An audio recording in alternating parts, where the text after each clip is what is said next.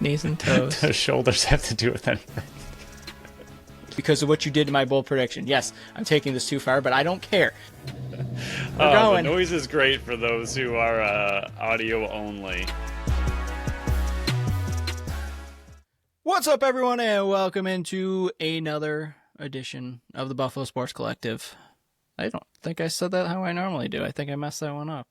It's Friday, April 24th, 2026. As always, I am PK alongside my co-host Phil, episode 433. Remember, you can follow us on Facebook, Instagram, Threads, and TikTok at Buffalo Sports Collective, and on X and Blue Sky at Buffalo Sports Co. Don't forget to follow our channel wherever you listen to podcasts. Check out our website at buffalosportscollective.com and look for time breakdowns in the description of the show. This past week, Phil's article came out on Tuesday. Give that a read, wrapping up the final game of the Bandits regular season. He's got one coming out next week. Hopefully it's not the last one, because if it's the last one, that means the Bandits season's over. We had an interview come out on Wednesday previewing round one of the NLL playoffs. It also kind of wrapped up the regular season in a nice little bow and looked forward to dream scenarios. That was with the one and only Teddy Jenner. He's been on the show. He's the lead leader now. He's been on it 3 times, and this is the first time in like 4 years. Completely our fault. Been meaning to get him on, and I've been having this peg lined up and ready to go for a while.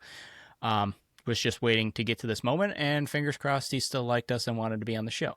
Clearly, still wanted to be on the show. If he still likes us, is still out there in the open. But on today's episode, Sabres' last 2 games, as you can tell by my number up there, they went 1-1.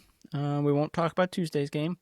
We got Ask the BSC. Had a couple questions get submitted last minute because, again, I forgot we were recording a day early and I forgot to post it a day early. My bad. But we did have some suggestions come in. Buffalo versus Georgia preview and round 1 outlook / our picks all the way to the finals and who will be crowned victorious.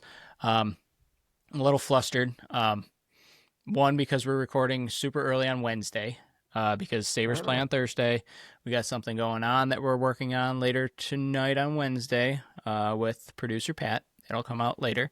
But we've been goofing around, and by we, I mean me, with that meta thing on Facebook Messenger. And man, did it write one heck of a story between Pat and Flavor Flav. Phil's trying to keep his emotions in. I'm trying not to laugh because, my God, I made it into a sequel, but it was fantastic. So if you have any interest in that, just send us a DM and I will send you the screenshots of it because it's chef's kiss. Perfect. I'm still laughing about it. Sabres. We'll move on to that as wonderful transition. Sabres game 1 took place on Sunday. We recorded before that game even took place because we both wanted to watch it for the first time in 15 years. It took them...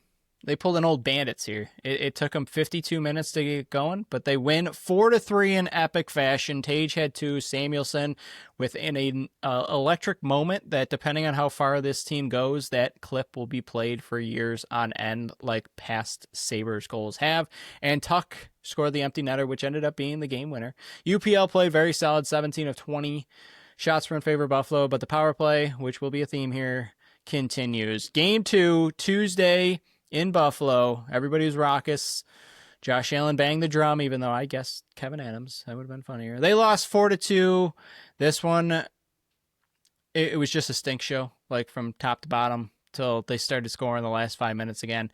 It was not Sabres fashion, but Phil, I guess in a bow, what were your feelings on the first 2 games of this round 1 matchup between Buffalo and Boston?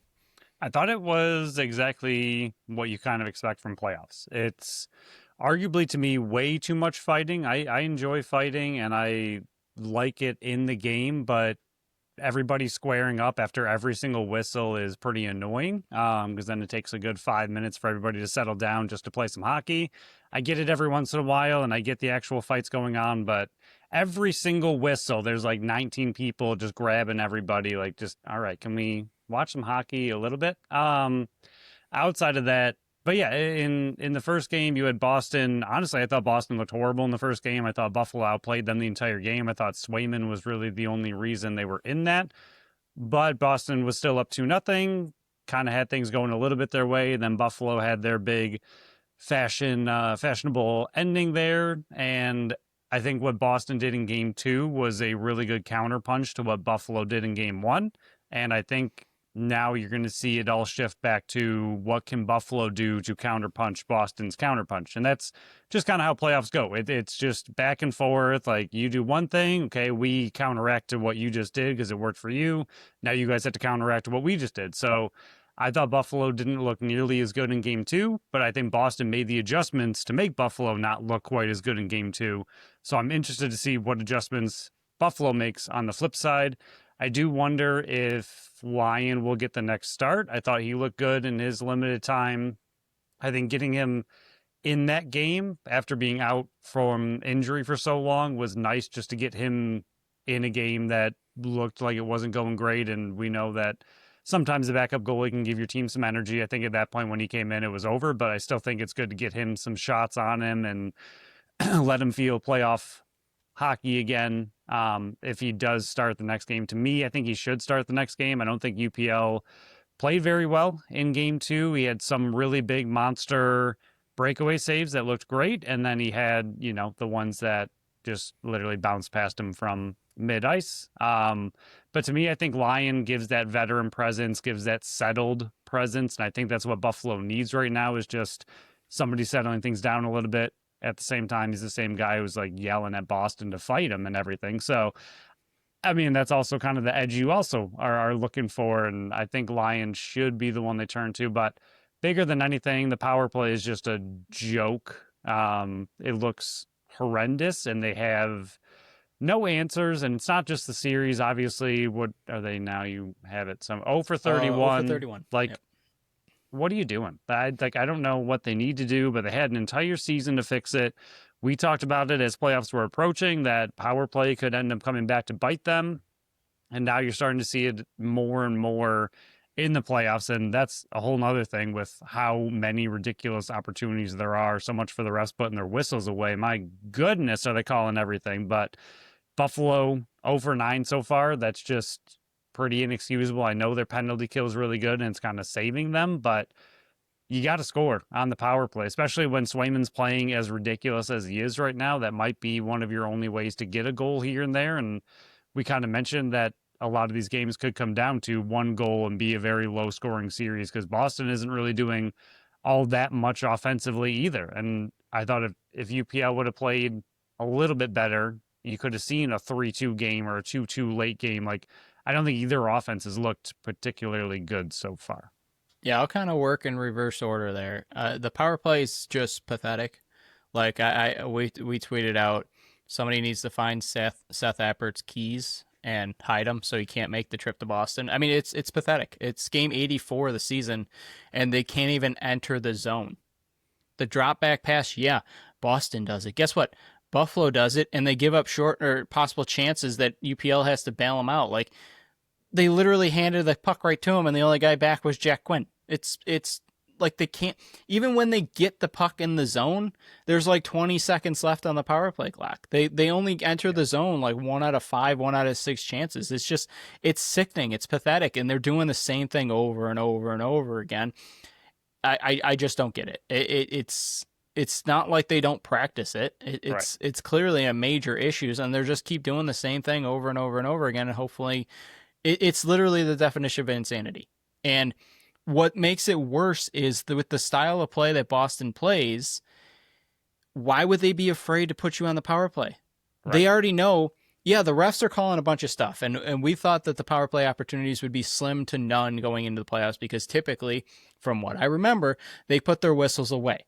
They're calling so much and then leaving so much behind. So if I'm Boston, I am doing everything illegal and daring the refs to call every single call, because when they don't, okay, I'm grabbing, I'm hooking, I'm holding you. Right. You're not getting away from me. Why would I be worried about your power play that isn't dangerous at all? Right. So on top of Buffalo stinking on the power play, they're bailing out Boston multiple times. And when you can't score on the power play and you're also getting called for other penalties, like last game, both teams got 5 opportunities. That's 20 minutes of play that then your game is cut to 66%, and you're not able to beat Swayman because you're just shooting from the outside. Like, yeah, Boston had a ton of block shots. How many of those came from the point? Because they just weren't doing anything. It's just that for a total of 120 minutes, I think they've been competitive for 15 of them.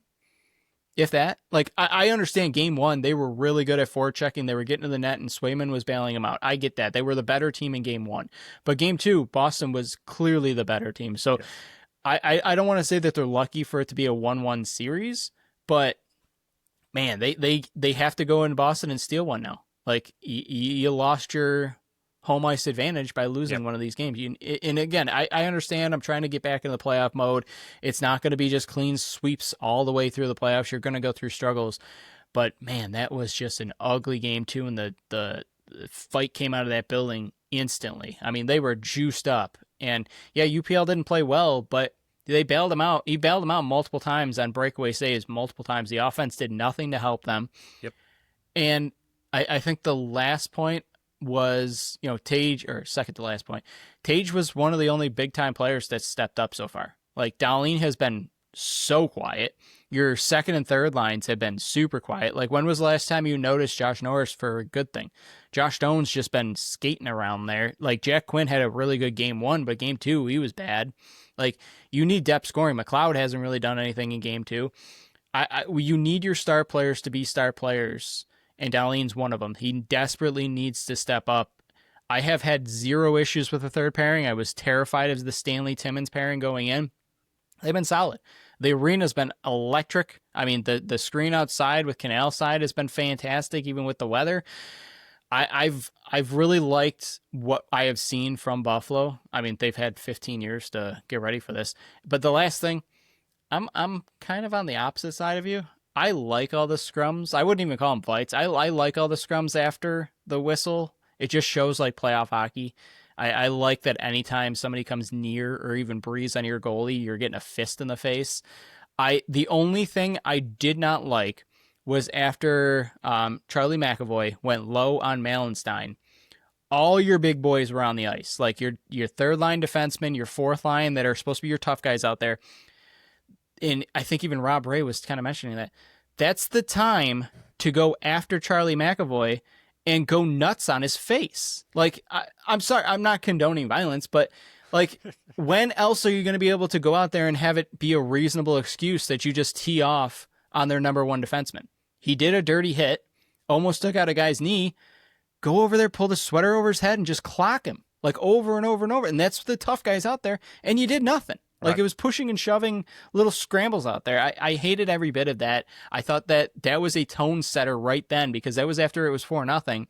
Go out there and make a statement that, hey, you think that we're small? You think that we're undersized? We're not as physical? Watch what we just do to your number one defenseman. And I'm not saying run the goalie, but make a statement. Like, they got too soft in that moment. They were going around hitting like crazy after the whistle scrums, but the moment where it came up big that you could have taken advantage of it, you came up small. Like, and the last thing I'll say, and I think I put it in our group chat, I got to go get a Zach Benson jersey.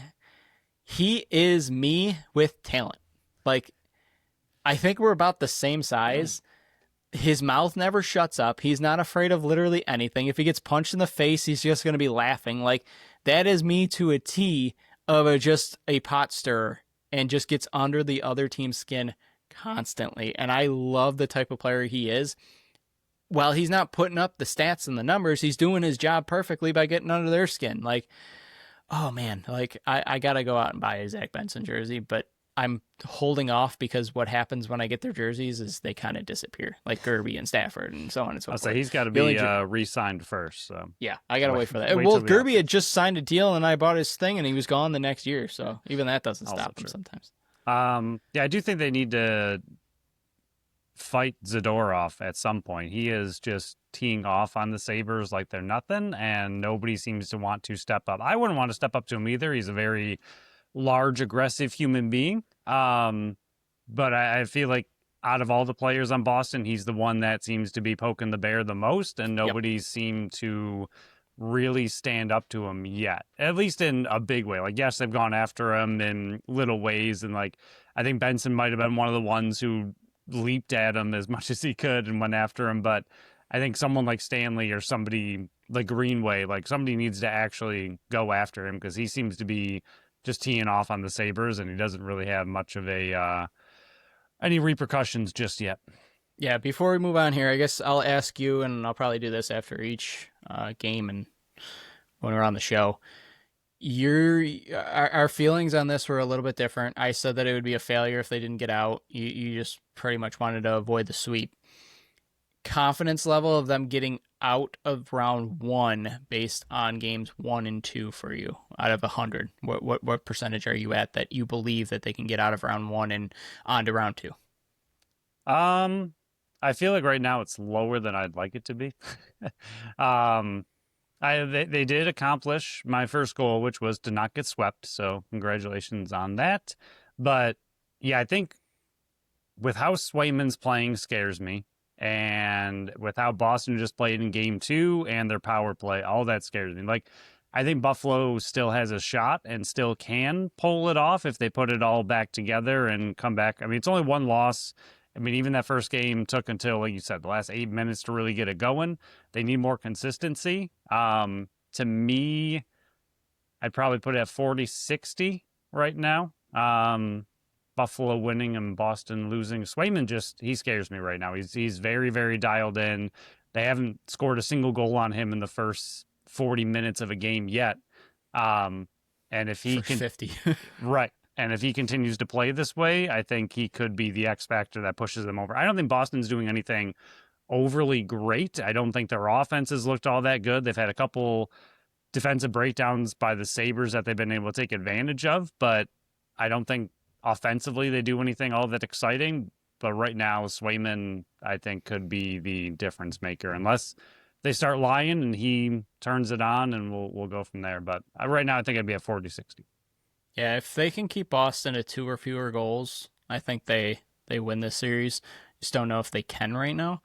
I'm still at 70-30 that they're going to advance. I even after game 2 and what we saw, I still think that Buffalo's the faster, stronger, more talented team than Boston. And that's not just me saying because of where they finished in the standings. I'm watching it with my own eyes. Yep. Yeah, game 2 stunk. But game 1, even when they were down 2-0, they were the better team. Like, they were skating circles around Boston. It was just a couple fluky bounces went Boston's way. Like, a blocked shot ended up right on their stick after McLeod gets run into. It's that simple. I do think Buffalo's the better team. They can't come back to Buffalo down 3-1 or the series is over. They have to split at the very worst. They have to split the series in Boston on Thursday and Sunday. So when people are listening to this, you'll probably know the results of Thursday's game before we do, because again, we're recording early Wednesday, but too bad. So sad. We'll move on here. Adam Levy posted the MVP nominees and the Tom Borelli Award for Media Person of the Year nominees. Before we move on to this one, just a special shout out to a couple Buffalo guys, Dave Buchanan and the defending winner, John Gertler, both up for the award. And then also another special shout out to those amazing guests that we've had on the show that have taken time out of their day, either last year or this year, to come on the show. And Andy Lindhall, Ashley Docking, Jake Elliott, Mackie Jenner, and Teddy Jenner all have been on the show at least once, some of them twice, one of them 3 times. So special shout out and congratulations to everybody on that list. All of them are well deserving. Maybe one day, Phil. Maybe one day. I don't really care either way. I don't do this for the recognition, but it'd be a fun little pat on the back. It'd be nice. I don't think we're anywhere close or really. I just like I said to our chat, I just want the nomination so we can say that we were nominated. That's once nominated, right? Because like you always see like the like Academy, not award winner, like Academy nominated and all this stuff, right? Like I just want the nomination. I don't think we're ever gonna win, but just throw me out. Just throw me a bone or throw us a bone. Just add us to this monster list of like 30 people, just so we can say, hey, we were nominated, and that's all I ever want. All I'll say is I don't need your nominations. I hand out my own awards in the BSC, and that's the most coveted award in all of sports and entertainment history. So you can keep your nominations. I don't want them. Give them to Phil. He's the one I that wants will him. take. But yeah, massive congratulations and a shout out to all 16 of you people out there that are nominated for the Tom Borelli Award. All deserving. There's even more people out there that weren't even nominated that are deserving as well. There's just so many good people in media, whether you're independent or work with a team or with a league. There's just so many good people out there. We have yet to meet anybody that, or meet or talk to or interact with anybody that has anything negative, like overly negative towards anything. Like you've all like comments on the league and comments on teams, stuff like that, but willing to help and willing to come on the show at any point, have yet to run into somebody that's like, oh, I don't want to jump on your show for an interview. And we That's really what they are thinking. appreciate. They just don't say it. Yeah, that you just those are inner thoughts. Yes. Inner thoughts. Keep them on the inside. But yeah, massive thank you to all those that have been on the show, and massive congratulations to the 16 people nominated for the Tom Borelli Award. I think it's Matt Vince and Dane Smith are the MVPs for Buffalo. So keep that in your back pocket for the nominees. Not finalists, just nominees. Remember, they narrow it down to 3. Ask the BSC time. This 24 hours, even though it wasn't 24 hours, sorry, my bad. We put out a post asking for comments, questions, suggestions, whatever. Send them to us, the AMA for the BSC. We had 3 questions today. The first one coming in: was Georgia on the road the worst outcome of all of the other realistic round 1 matchups? It's very simple. Yes, Georgia has been and continues to be my biggest fear in round 1. And the fact that they have to travel in round 1 in a one and done, it's not going to be easy, especially because of travel destination. You fly into Atlanta and then you got to bus the rest of the way. It's not an easy travel. I will say the only benefit is it's being played on Saturday and not Friday. Friday travel, because you probably got to go in on Thursday, so you're missing work and your whole rhythm's messed up. It being Saturday does help, but even if this was a home game, this was still my worst nightmare of a matchup, because Brett Dobson and that defense is just elite. Yeah, they won 15-11 in week 1, but again, we'll go over that in a minute. Ton of rookies in the lineup, and Brett Dobson wasn't Brett Dobson yet. So to make it on the road as well, yeah, that's why I said a couple weeks ago when one of these questions came in, I went, if I could take either the field or Toronto on the road, give me Toronto on the road, because at least I know the history in that, and I know Buffalo's can take them down. That's why I wanted that over the field. Georgia on the road was and still is my biggest fear. Even with the possibility of Saskatchewan sitting there, I did not want to face Georgia, especially on the road. Yeah. Most of these answers are going to be really boring because we agree, which is lame for the show. I think I'll try to just throw another option out there. I think Sask, whether it was at home, I don't know if they had an option to play them away with how it all shook out. I think they could have fallen down to the 6th seed. I thought it was. Yeah, because Toronto's the 6th seed. Okay. I thought 5th might have been as far as they could have. I don't know. It's possible. I don't know. There were so many but scenarios. Buffalo could have gotten to the 4th seed. Yeah, it would have been Buffalo. I think 4-5. home against Sask was. I know that was an option. I don't know if they had to play them away was an option, but either way, I think Sask would have been the other one that I would not necessarily have wanted. I know Buffalo has performed really well against Sask, but a lot of those games have come down to overtime or 1-goal games, and again, not something you really want to see in a one and done. But to me, Georgia was by far the worst one, and I think the big part of that, which we just talked about with Boston and Buffalo, and the big thing to me, which we've talked about on the show a million times, is goaltending. I mean, it all just comes down to a goalie can single-handedly put a team on his back and drag them to a victory. And we even saw in the NHL, one of my favorite goalies at the time, Jonathan Quick. Like, the Kings weren't a good team, and he had one of the greatest Stanley Cup playoff runs you'll ever see, and he dragged them to all the way to the finals and a cup. And I mean, I don't know if we've necessarily seen it per se with Buffalo and Vince, even though he's been ridiculous at times. Buffalo hasn't necessarily needed him, but even that San Diego game, I mean, it was 5-3. So yes, again, O-Rig will be forgotten that he only allowed Buffalo to 5, but you needed Vince to be in the second half. Yeah, but you needed Vince to be that guy to hold the other team to eventually 4 goals, but essentially 3 goals for 99% of the game. Like, if you don't have that goalie and your offense has a bad game or goes up against another tough goalie, like, you need that elite player. And I think Vince can be that for Buffalo, but of all the goalies in the league right now, Dobson's the one you don't want to see, especially in a one and done.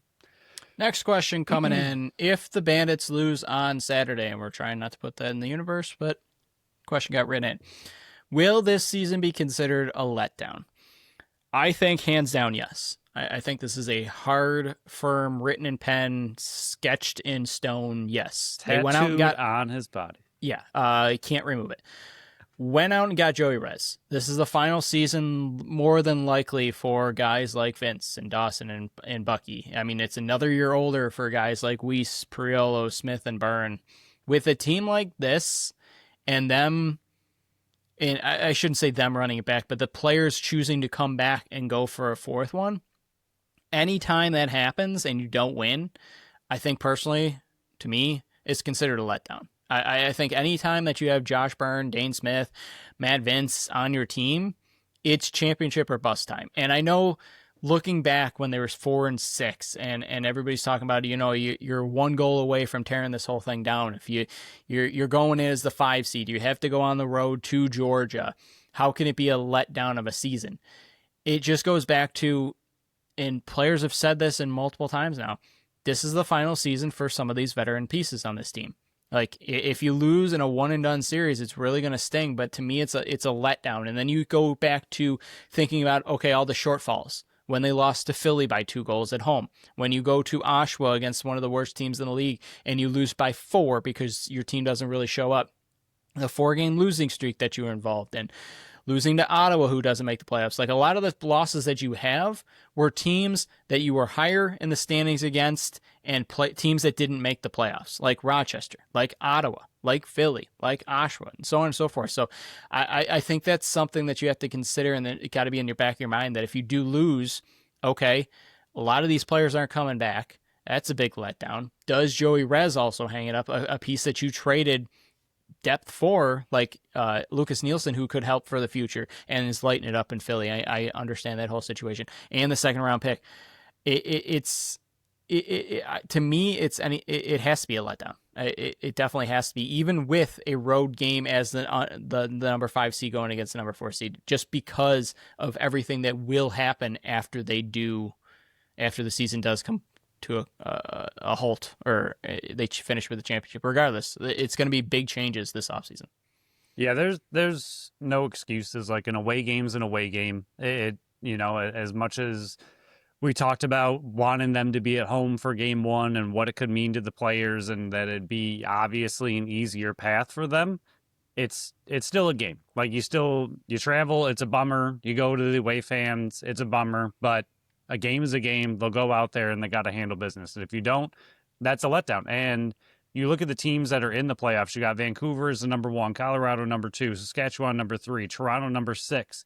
They just beat all of those teams. San Diego number 7. You just beat that team. Like Halifax. Yep. Halifax, I mean, a little bit longer ago, but you beat them as well. Like, in this huge run they just had, they beat most of the teams in playoffs. If they beat every team in the playoffs.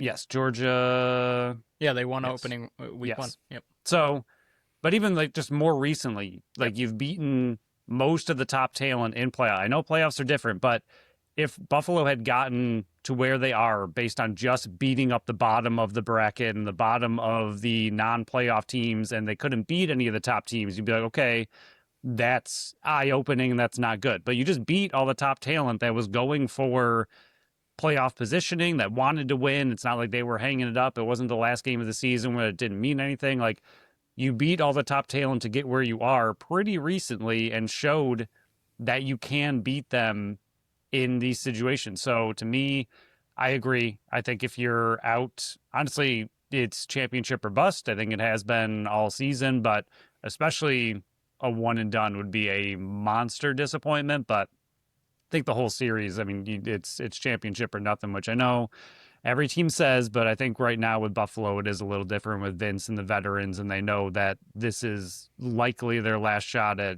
really going forward with the group they have. I think I'll say this later on in the show, but I'll put it here. If they get past this one and done, I think their chances of winning a fourth straight skyrocket. Yes. Just because it's a best of three. Like this one and done, as much as I love it, It's horrifying. covering it for the Bandits is terrifying, because your season and some people's careers can end in one split second. So as terrifying as it is, it's cinema. It's must-see television. That's why I've been saying to multiple people, this weekend is one of the best weekends in all of sports, regardless of the sport. But last question that got written in, and this is going to be a common talking point the rest of the show. What is the biggest key to this Georgia versus Buffalo game? And to me, the key is whichever team gets to 10 first is going to win it. I think it's that simple. Georgia keeps scores low, and I understand that they just lit up Rochester, but Rochester is kind of like a dead team walking. I really do think that this can be combined, it's going to be under 20. Like, if the over-under is anywhere above 20, hit the under and smash that thing and go cash out the next day. I don't see this getting past 10 for a winning score. Maybe, the empty netter, and it ends up being like 12-9. But I think you're going to need to score 10 to win. And I think that's it. To me, it really comes down to, if you can get to 10, you're going to win this game, because I don't know if Georgia has the offense. Yes, I understand what they just did. Again, it's against Rochester. I don't think that if Buffalo's defense and Mad Vince have played and play like they did against that in that 7-game winning streak, I don't see a way Georgia's offense can put in more than 10 goals. But Buffalo's got to get to 10 against Dobson, and that's not going to be easy. So that's why I do think that the magic number is going to be 10. Yeah, I have something similar, but I'll go a different route to mix it up. For me, it's to start fast and start early. I think in the playoffs, they have struggled with this in general. Last year, Vancouver scored 3:04 into game one of that series. The Rush scored 22 seconds and 2:04 into that game one. Then they scored 107 and 4:01 into game two and 24 seconds into game three. If you go back to round one of 2024, this is going to be a theme in a second, but Georgia scored 26 seconds into round one. Albany scored 35 seconds into game one of the finals. And even this season, Georgia scored 32 seconds into their game against Buffalo this year. I think you're making a case for Buffalo allowing an early goal.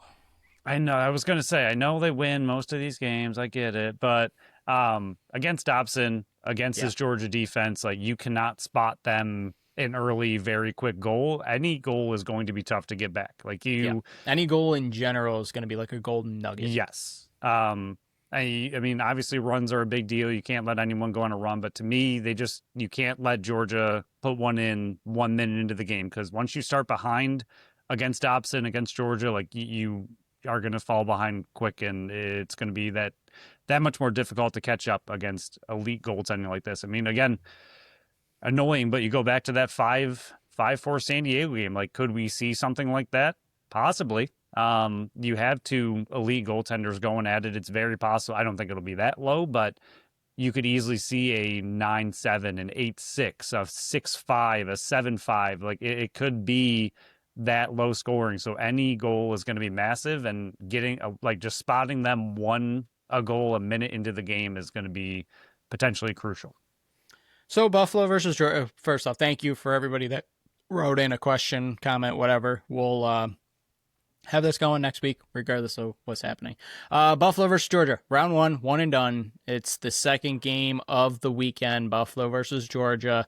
Buffalo's coming in 6th in scoring in the regular season. Georgia's down in 8th. Goals against. This is the big takeaway here, and this is why we both think it's going to be low scoring. Buffalo's 6th, 10.17. Georgia's in 1st, 8.67. Yeah, I said that correctly, 8.67. They've come a long way since allowing 15 to Buffalo in game one. Power play, Buffalo's 1st, Georgia's 7th. Penalty kill. This is very important. Buffalo's 2nd, Georgia's 3rd.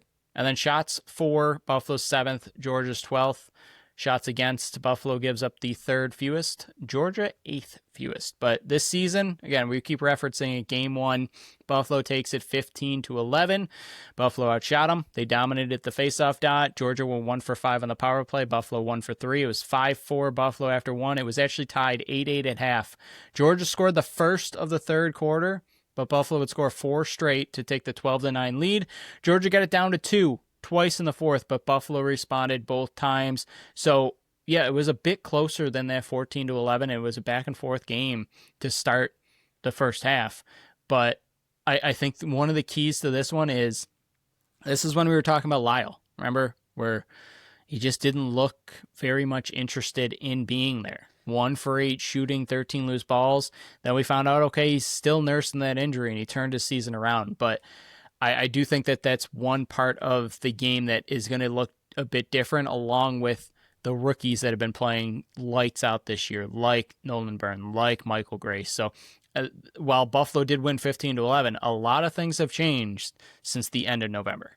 Yeah, it's annoying to say you have to kind of throw that game away, but I think you have to throw that game away. I mean, even Dobson has played a million times better since then. Buffalo went 8 forwards. They still had Benny, Right. Nelson, and John in the lineup. They had no Belter, and Whitty was a healthy scratch. Like, I was going to say, even Buffalo a lot looks of things have completely changed. different as well. Yeah. So both teams, I mean, obviously, game 1, you expect to look a little bit different at the end of the season. But even like you said, with Georgia, it's not necessarily just looking different, but it's Lyle now healthy, and then the rookies now 18 games into a season, not game 1. So both teams to me look pretty different. I think in the comparison, one of the big things that stood out to me was Buffalo's power play versus Georgia's power play. Buffalo being first and Georgia being 7th.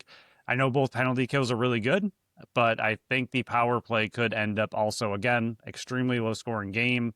Anytime you can get an inch, you're going to want to take it. So that power play of Buffalo, if they can keep doing what they did all season, could end up being one of the major factors, with Georgia's power play struggling a little bit more. So let's look at the forwards here. The lefties, Nolan Byrne having an insane rookie season, leading all scorers with 36 goals. Brian Cole, Richie Connell got in 10 games, and then Shane Jackson on the other side's got 82 points leading the team. For the righties, Caleb Benedict's having a very good sophomore season. Keenan Moon has come on strong, 41st overall pick in the 2025 draft. Lyle Thompson, 77 points, and Mike Triolo is in there as well, coming over from Buffalo after they released him. But when we're looking at Buffalo here, I think the 8 forwards that you're going to go with. Defense, I apologize. Whitty, Wires, Dawson, Dylan Robinson, even though I think he probably should get benched. I don't think they're going to do it. Mitch DeSnew, Nick Weiss, Priolo, Spanger, and Belter. I think Dooley is, depending on the forward group, like if both forwards are back and Hendricks is back, I think Dooley goes back down. If Hendricks is still injured and on the IR, I think they keep Dooley on the active and he's your healthy scratch. I think they'll send down Tyson. I think Coffey goes sent down. I think McCannell is going to be the healthy scratch. I think those are your 8 forwards. I think with what Whitty was able to do to Emerson Clark, I think he showed his value to that lineup of getting under players' skins. I don't know who exactly he can get under the skin for Georgia that will have a temper that could draw penalties. I mean, it might not even be drawing penalties, but maybe some of the rookies in their first game able to be Very extra true. hyped up. Yep. It's about throwing a Nolan Byrne off so he only gets 1 goal and is shooting a little wild Yes, because he's true. shooting extra hard because he's angry at what he's doing to him. It's not necessarily just the penalties. It's about just throwing their game off so they're just not quite as good as they want to be. Yeah, I think when you're looking at this, I think, again, keep them to 8 or 9 goals is going to be the key thing. When you're looking back, you got to go back to the defense that you saw during that 7-game winning streak. If you get the defensive performance that you got last week versus Oshawa, Buffalo ain't winning this game. Yep. Like it's that simple. Buffalo will get goalied, and their offense will not score over 10 goals. And if Georgia scores over 10 goals, I don't see you winning this game. I think Byrne and Lyle, you need to keep those two away from the crease.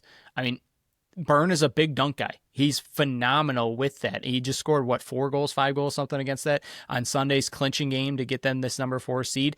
I think you need a good Mitch DeSnoo game. He's had multiple bad games in this stretch here where we were just like, yeah, the stats might be there, but I do not like his play whatsoever. He was off in that Oshawa game. He was playing with an edge and playing kind of stupid at times where he was just running wild and being he's got to keep his emotions in check. When he's level-headed and the team's playing well, he's an extremely valuable asset out there to the defense. When things get a little chippy or things get a little bit going the wrong way and he loses his head and just plays emotional, that's when he just kind of goes off the rails a little bit. Yeah, we need, and again, I already went over it, but I know Lyle was hurt on game 1 and still coming back.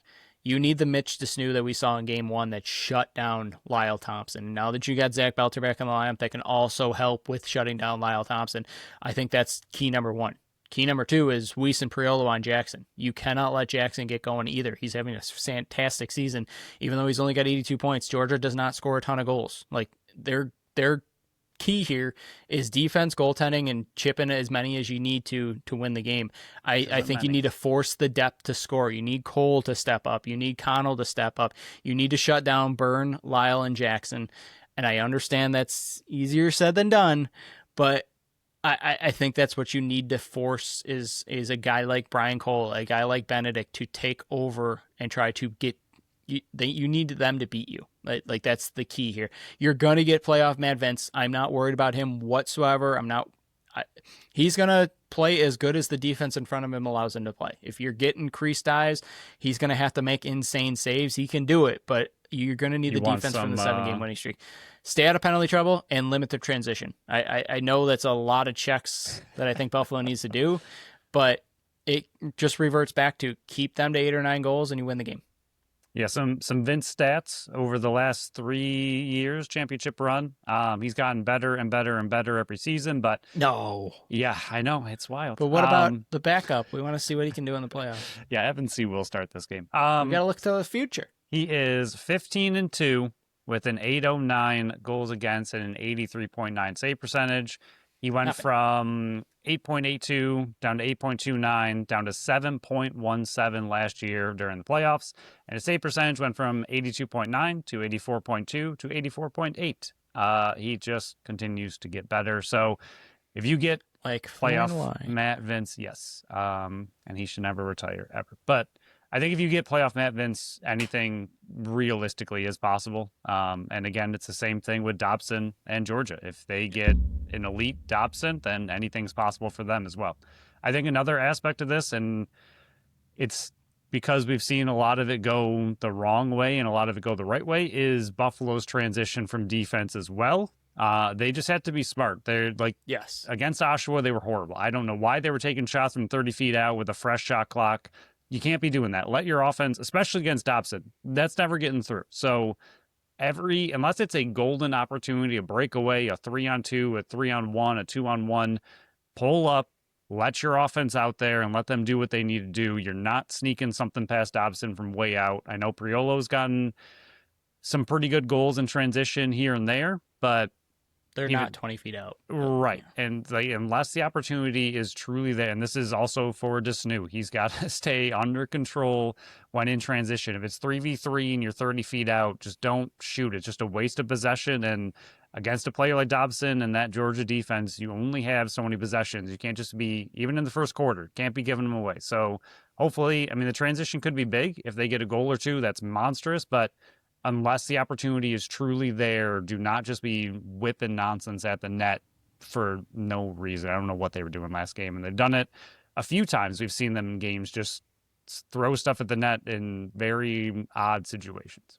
Yeah, if your eyes have to squint to see if you can find an opening, you're too far away from the net. Don't shoot. Defense in transition. Georgia's got a really good defense. Brett Dobson and net. Michael Grace, he's going to get nominated for Rookie of the Year. He should be one of the finalists. His season is way underrated. He's so freaking good.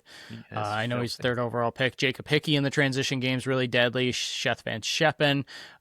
They got a ton of young guys out the back door as well. Jordan McIntosh stays and plays for the righties as well, so you got to maintain that in the transition game. And then Ben Trumbull's likely going to be the face-off man. So I think this is going to be a game for a bunch of people that and especially the Bandits that want this, extra possessions are going to be possible in this one because Connor Farrell should win 85 to 90% of the faceoffs. So what If he doesn't, it's a bad game. Like what it's that flat out. Like Georgia is horrible at the faceoff dot. They're terrible. If Connor Farrell, who's on this team for one specific reason, doesn't win 85 to 90%, he had a bad game. It's that simple. So you're going to start with the ball a ton. So those that are in the faceoffs matter category, there you go. It could come into a factor in this close game down the stretch. If Buffalo's up by one or down by one, or you got to kill more penalty clock, that's where Connor Farrell can come up big. So you're never really going to hear me say that faceoffs matter unless it's in certain situations. Those are the situations they could come up big here. But when you're looking at their defense, 9 guys with 10 or more caused turnovers, 5 guys with 10 or more block shots. You compare that to Buffalo. Buffalo's only got 4 guys with 10 or more caused turnovers and 6 guys with 10 or more block shots. They get in front of shots. They cause havoc. They're hard to play against. They keep guys to the outside. It's not going to be easy. Buffalo's going to have to pay a price, but you need to get inside on Brett Dobson. If you're shooting from the outside, I don't care which shooter it is, it ain't getting through. And if it does, you got very lucky. They need to get McKay going early. I think when he's not going early, he's off in his own land and having a bad time, especially you saw that versus Oshawa.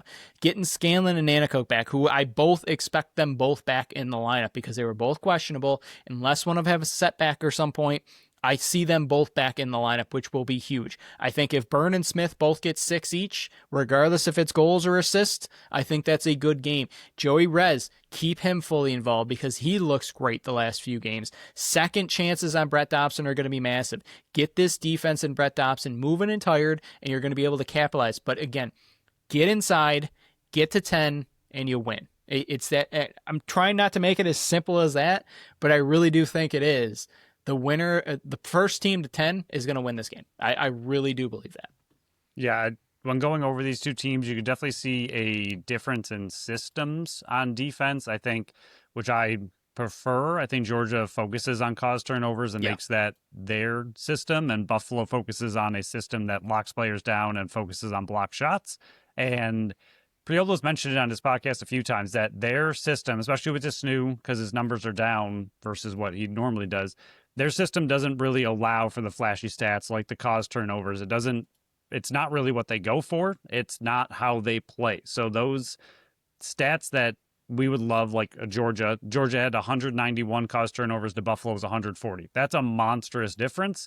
But on the flip side, Buffalo had 158 blocks and Georgia only had 90. And Buffalo's one of the best teams at blocking shots. So it's just, which system do you prefer? I think they're very hard to compare because they're very different. I personally love cause turnovers more than anything. So I would like Georgia's system, but I think it is hard to compare the defensive styles. I think if Buffalo gets sloppy, though, that is where things are going to be an issue pretty quickly because of how many cause turnovers Georgia has. I think we've seen enough games where Buffalo's offense gets a little sloppy and a little loose, and I think Georgia will have a lot of extra opportunities in those situations where if Buffalo is just not passing correctly, they'll be able to pick it off pretty easily.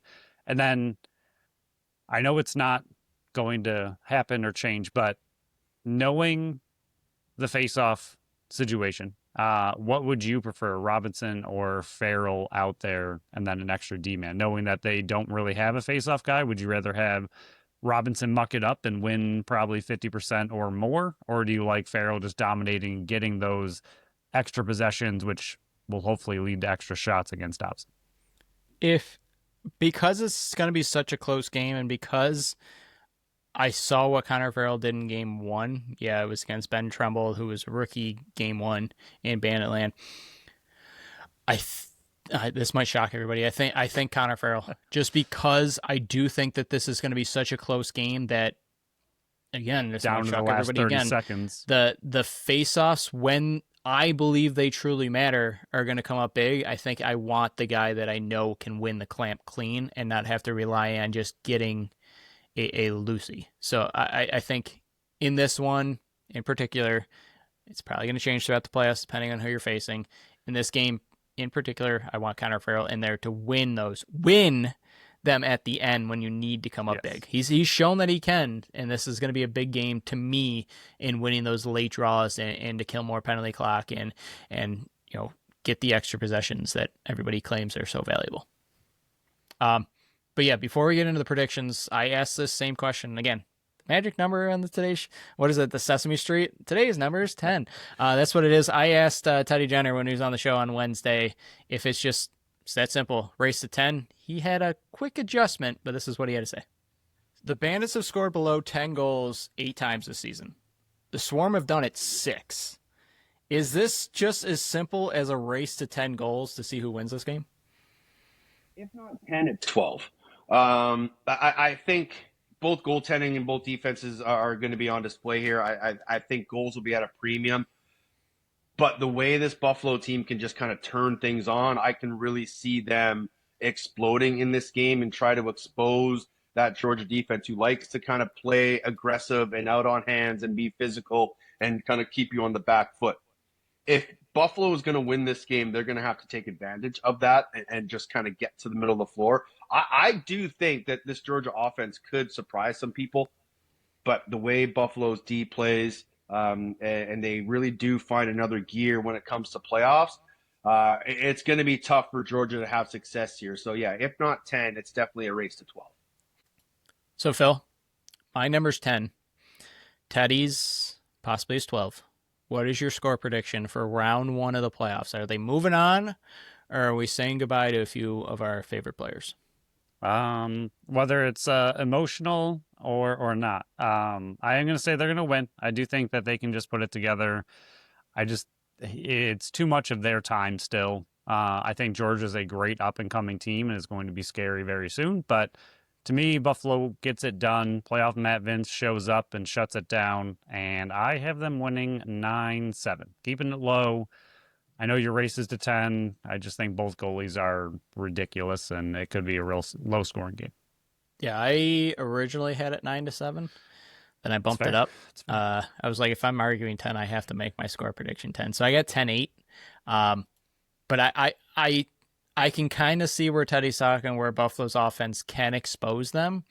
But just based on my numbers on how often they've scored under 10, yeah, I'm still a little nervous, especially and I understand Nanacook's been out a couple games and Scanlon was just out last game. Who knows the severity of their injuries and how healthy they actually will be coming back into this one.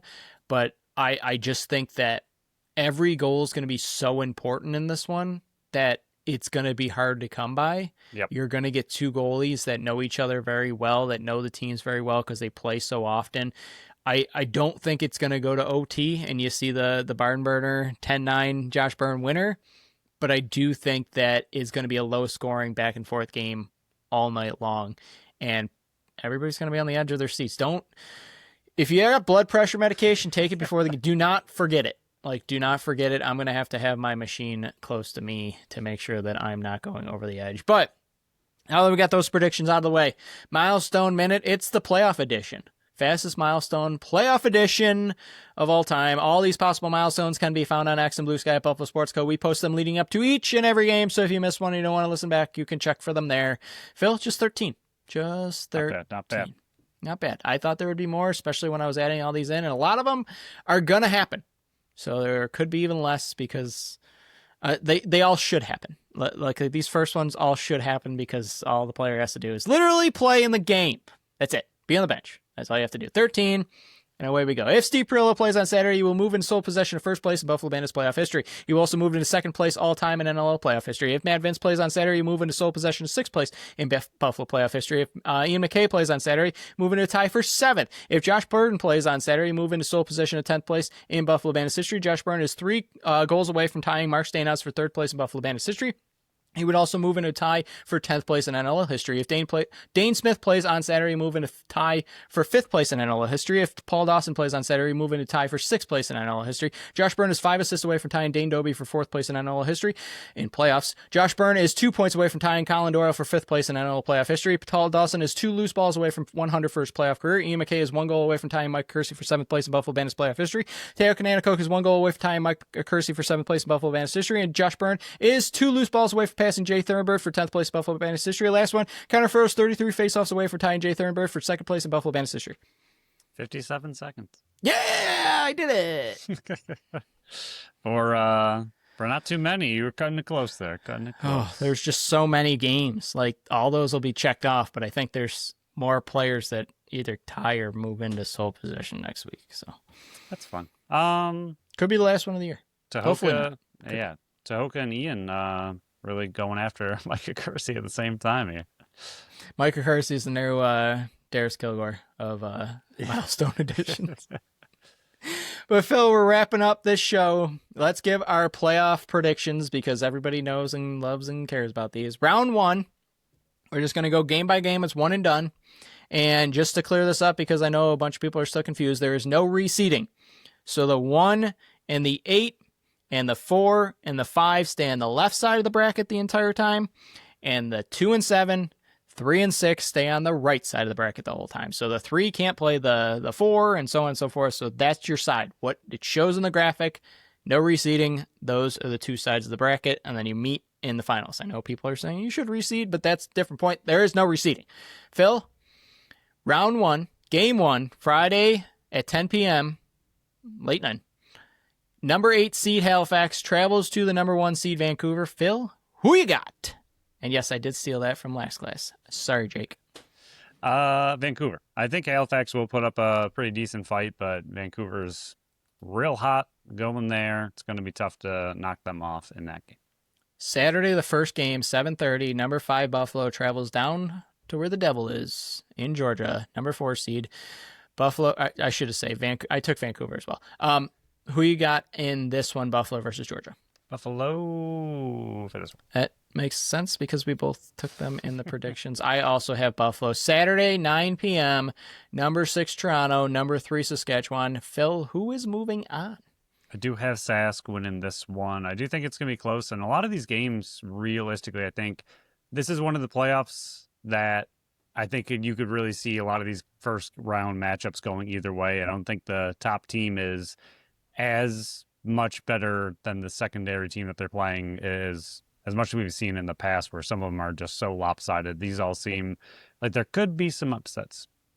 So I argued on Discord, and Patty G talked to a few people and found out it was the owners that pushed for these start times, not the league. The league wanted it spread out so everybody could watch. It was the owners and their pocketbooks, which makes sense, that wanted the best times to get the most fans in the seats. I get it. My idea was if you're going to have the Friday 1, Saturday 3, it should be 6, 8, and 10 spaced out better than just 7:30, 9, and 9. I hate that system, but I get it. And Patty G also mentioned, till big TV deals, this is what it has to be. But number 7, San Diego. Number 2, Colorado. 9 o'clock, same time as the previous one. Hopefully you got multiple screens in your house. Phil, who moves on? I mean, ESPN's got that nice split screen. So Hopefully. They don't always, but hopefully they do this week. I got Colorado in this one. I think they're just too much of a well-balanced team. So, Phil, we have all chalk except Buffalo versus Georgia as the quote-unquote upset, but that's the 4-5 matchup. So for round 2, we got Buffalo versus Vancouver, a rematch from last year's semifinals. Phil, who is winning and in how many games? Yeah, this is going to be super boring because I can see your notes and it's going to be the same across the board, which is lame again. But yeah, I got Buffalo in 3. I do think it'll be a little bit closer than last time. Buffalo took care of Vancouver pretty well last year, but I think Vancouver's a different animal this year. Yeah, I also agree. I think it's going to go the distance, but Buffalo's going to have to win it in Vancouver this year. I think they won it last year in Vancouver too anyways, but this one's going to be in game 3. Phil, Saskatchewan versus Colorado. Who wins and in how many games? Yeah, I do have Colorado in 3. I think it is going to be a good battle, but Colorado to me right now is the better team. Sask and how they finished their season was scary. Not in a good way. So far, we're going chalk. I also have Colorado in 3. So finals is a rematch. 3rd time in the last 5 years. Buffalo versus Colorado. Phil, is Buffalo doing what has never been done? Or is Colorado once again going to spoil all the fun for all Banditland. Phil? I really want to say Buffalo in 2, but I think I don't know if you're beating Colorado all both games. So yeah, Buffalo in 3, and it's going to be Buffalo in their 3 championships has never won their winning game away. Yeah. It's been game 3 at home, game 2 at home, and game 3 at home. So winning away is going to not feel as fun or good, but I'll take the 4 championships and the banner and all the fun that goes along with it, even if it's an away game. We can't be the same. Buffalo in 2, they continue the tradition. The season ends in Banditland with Buffalo raising it to the banners for the 4th straight year, and the season ends for the 5th straight season in Buffalo. I had it in 3, but the way you were talking, it has to end in 2. Yeah, so yeah, Phil and I both have Buffalo. I agree with you that if Buffalo gets out of this first round, I think they have a really good chance, but this first round to me could truly go either way. It really just depends on which Buffalo shows up and which Dobson shows up. At the moment, looking at the whole bracket, I think Vancouver to me is the favorite to win it. If Buffalo gets out of the first round, I'm taking Buffalo over the field, hands down. This is not me being biased. This is me seeing what has history, probably going to repeat itself for one more time with this organization, with this group of players. If Buffalo gets out of Georgia, they're winning the whole stinking thing. It's that simple, and I'll put money on the line with that. I did see OTCB talked about, again, we can't get it even though we're both wearing cool bet hats. They had a special... Mammoth versus Mammoth. Or Mammoth versus, Colorado versus Buffalo in both finals, and the Sabres are looking a little shaky on that right now, but it's possible. It's possible. I would have put some money down on it. But that wraps up this episode. Go read Phil's article. Came out on Tuesday, breaking down the Oshawa game. Even it was a lot about Georgia as well. So. It was also mainly a lot about Georgia. Good call. Breaking down that game as well. We had Teddy Jenner on the show on Wednesday. Give that a read. A listen. Listen, thank you. I guess you can read the transcript if you're on Apple. You could. If you want to do that instead. Spotify also has transcripts. Yeah, I wouldn't, but you can. And then you can also put the subtitles on YouTube. So I guess you can read the episode if you want. I wouldn't listen to Teddy's voice. I barely talk, so that helps. But yeah, the next show, we'll break down Buffalo's next 2 games, the Sabres, that is. Games 3 and 4, which are taking place on Thursday and Sunday. We'll be able to squeeze both of those games in because we're recording late Sunday. We'll talk about Buffalo Bandits versus Georgia. Good or bad? Hopefully good, so we can continue double episodes all through May. But yeah, then we'll have another episode breaking down, previewing round 2 of the playoffs next week.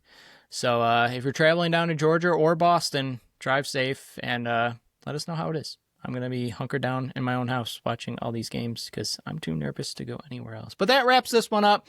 So thank you all for listening to another episode of the Buffalo Sports Collective. Follow our channel wherever you listen to podcasts. Wow, I am butchering this, Phil. Wow. Follow us on Facebook, Instagram, Threads, and TikTok at Buffalo Sports Collective and on X and Blue Sky at Buffalo Sports Co. Visit our website at buffalosportscollective.com. Follow our channel wherever you listen to podcasts and make sure you leave us a review on Apple and Spotify. I'm still messed up from Meta AI, man. It was so funny. Till next time. Bye-bye.